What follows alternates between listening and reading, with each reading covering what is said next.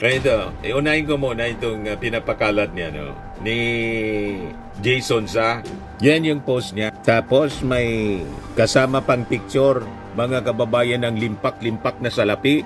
Pinicturean niya yung limpak-limpak na salapi para lasonin yung isipan ng mga tao. Yan, sabi ni Jason Sa. Walang kadala-dala ito. Ito po, yung inedit nila. Magkatabi si Benny Abante at saka yung asawa ni Barbers, Representative Barbers. Ito yung original, ito yung fake. Ginawan sila ng picture na naghahalikan. AI generated siya. Diyan magaling po ang mga DDS influencers tulad po ni Jason Sa. Pakalat sila ng mga pictures ng ating Pangulo, mahaba yung lieg para palabasin, tutot balat na. Kasi may colostomy na sa tiyan. Nagpapagang mga balita at pagtalakay sa mga isyu ng lipunan. Bulsa! Opinyon, banat at paglalantad sa katotohanan. Bulsa! What you see is what you get. You decide. Hello po mga kababayan. Bumanat na naman po ng fake news si Jason Sa. Ano niya Mr. Maravillas yung pinapakalat? Sinakyan yung kwento ng mga Makabayan Black na ang sabi, may text yung ating Pangulong Bongbong Marcos tungkol sa personal knowledge niya sa kickback. Naniniwala kayo mga kababayan yung ating Pangulo mag-text ng ganon? Tapos ang source daw ng balita, si Libiste, si Leandro, pagaling po kay Leandro. Mahilig yun sa pagpakalat ng mga kung ano-anong kwento. Tulad ng Cabral Files, mga kababayan na tinitingi-tingi niya yung pag-release. Ngayon, siya pala yung source, mga kababayan, itong pinapakalat na balita. At ngayon, may panawagan na sa Ombudsman Congress na magsagawa daw ng investigasyon. Ito, unahin ko muna itong pinapakalat niya, ni Jason Sa. Yan yung post niya. Tapos may kasama pang picture, mga kababayan ng limpak-limpak na salapi.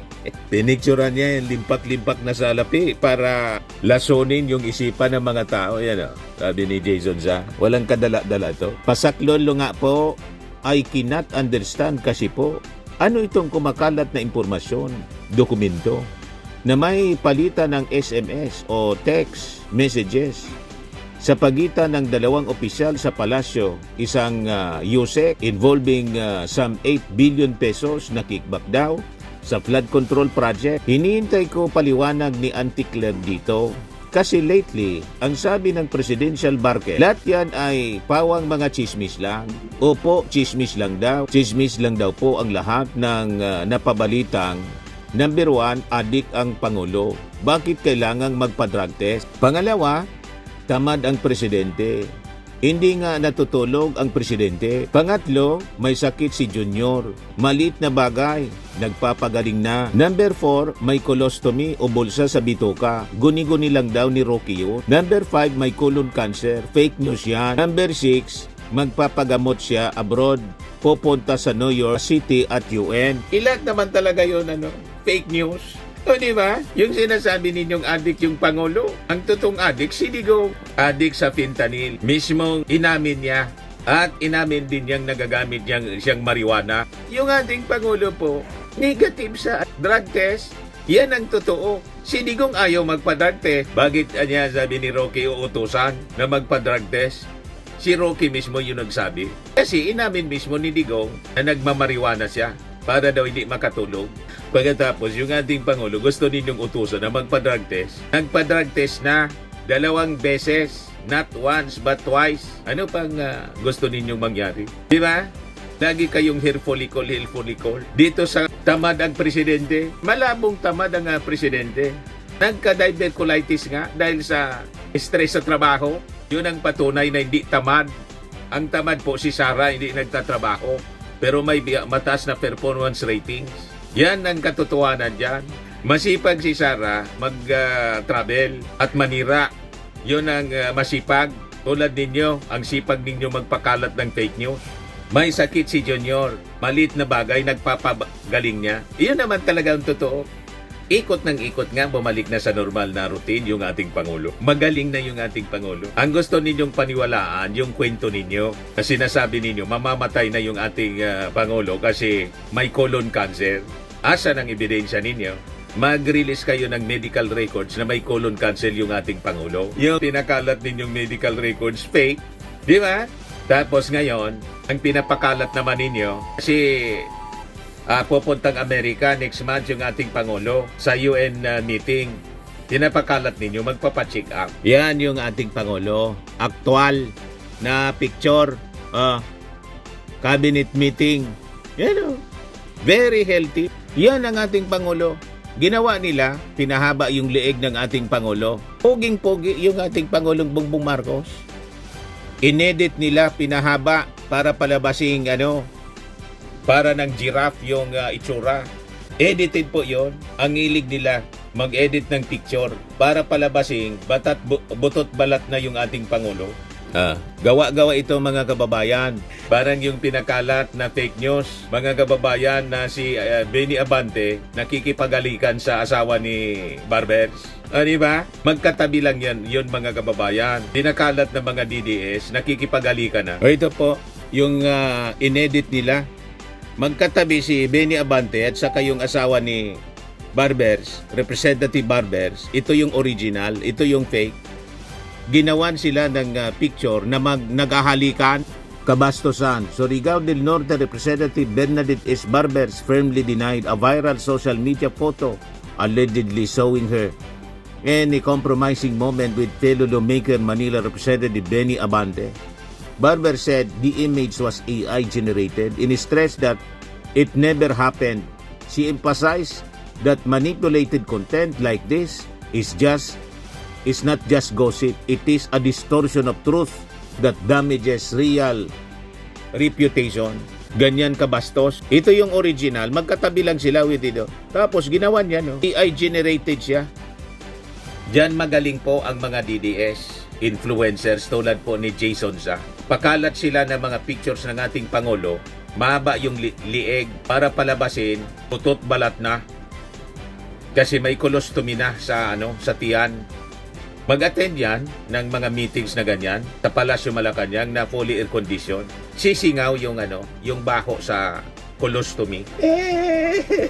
Ganon katindi sila, mga kababayan, sa pagpakalat ng fake news. Ngayon naman, yung pinapakalat po ni Jason Sa, itong yung sabi text, ang source, mga kababayan, yung Makabayan Black, na ang source din, si Libeste. Ibigay ko sa inyo yung kwento.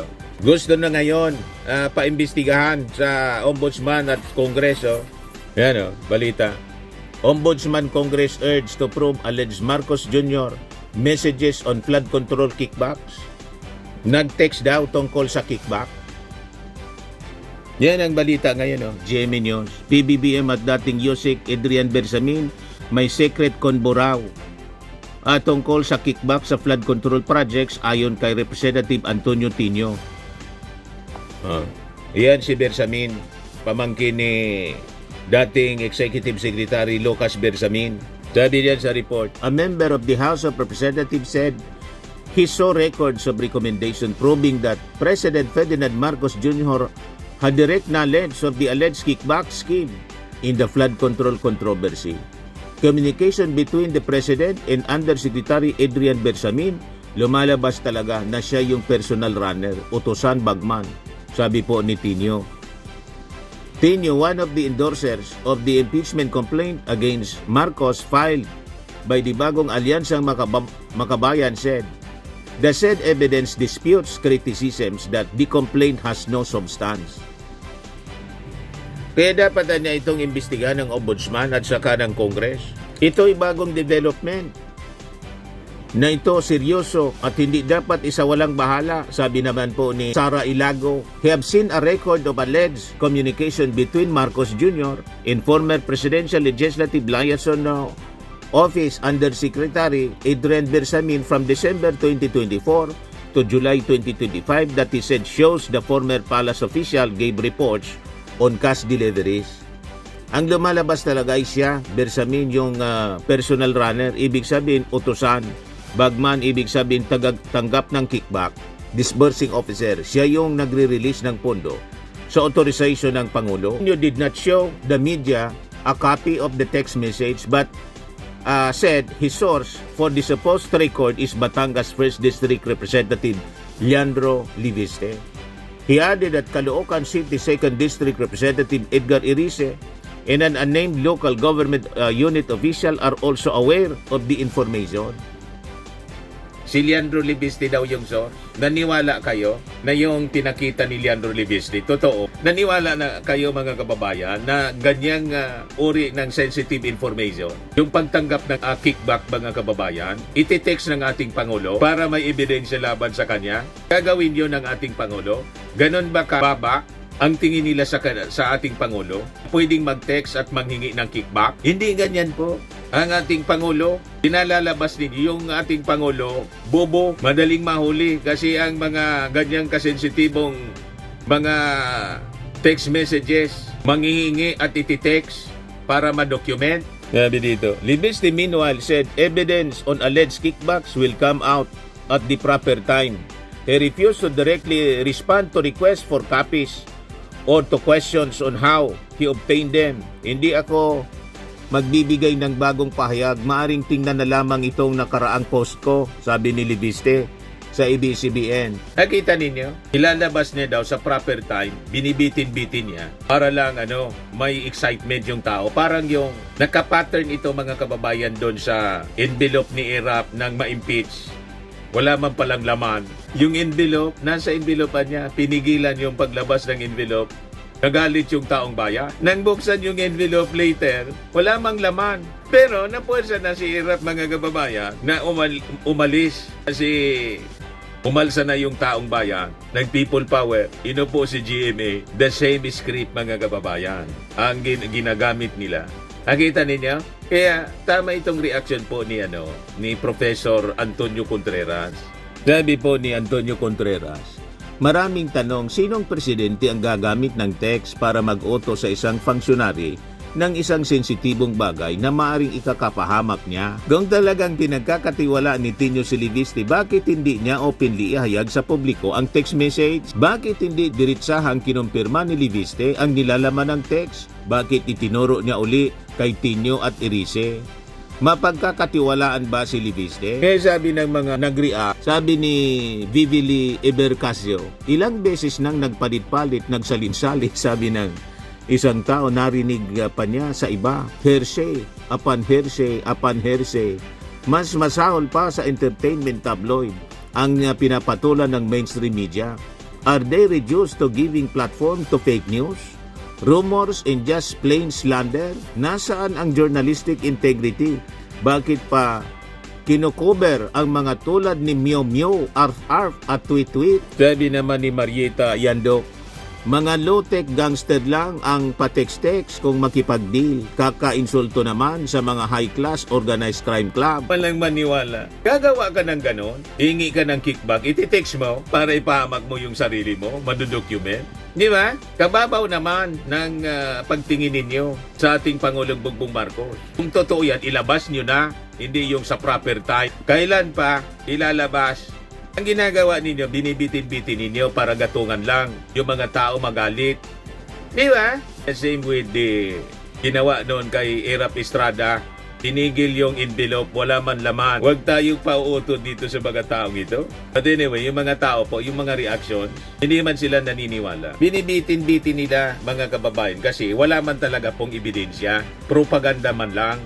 Paninira para gatungan yung taong mag-alsa para tanggalin yung ating Pangulo, ilukluk si Sara. Ganon mga kababayan. Siraan po yung pagbasura. Binasura kasi yung impeachment complaint. Lack in substance. Walang sustansya. Kaya propaganda na lang. Kaya nilabas nila ito. Ayaw man ilabas ni Liviste. Sige lang ang kwento. Sa tamang panahon niya. Kailan pa? Anyway, huwag tayo nagpapaniwala po dito sa mga, pag sila ang source, mga sinungaling ang mga taong yan. May nang nilalang ka pag naniwala ka sa kanila. Max Framing and Lifting Cream, pinapahid po sa mga pulses in affected area. Mainam po sa paninigas ng mga kaso-kasuan. Ito naman po, Automax Radiant Serum. Sa mukha naman yung application, anti-aging po siya. You will look 10 years younger than your age. Sa mga cancer patients naman po, baka lang gusto ninyo itong itry. Naing siya red mixed fruit drink. Hindi mo po siya gamot, food supplement siya. Kaya lang, gawa siya mga kababayan sa goji berry. Yung goji berry, may anti-cancer properties. O ngayon, yung mga inquiries ninyo, dumiritso na lang kayo sa aming messenger sa Facebook para masagot namin agad. Ayos pa? Ayos na ayos niya, Mr. Maravilla. Sa mga nagana po ng malinis and spacious fitness gym, pumunta lang po kayo sa aming Colossal Fitness Gym. May Grab ka rental din po kami. But anyway, ito po pala yung aming bagong product na binibenta online. I am worldwide amazing pure organic barley powdered drink mix from Australia. Negosyo to ng aking anak na architect entrepreneur Riz Maravillas. Ayan po. Kontakin na lang po ninyo siya, Riz Maravillas on Facebook. Ang mga health benefits niya, boost immunity, improves digestion, enhance energy levels, packed with antioxidants, prevent cancer. Ito naman po yung bago naming product na binibenta online. Eye Glow Serum, whitening po siya. Tingnan ninyo yung epekto sa aking anak na architect before and now. Yung mga inquiries po ninyo, dumiretso na lang kayo sa kanyang Facebook account, Riz Maravillas.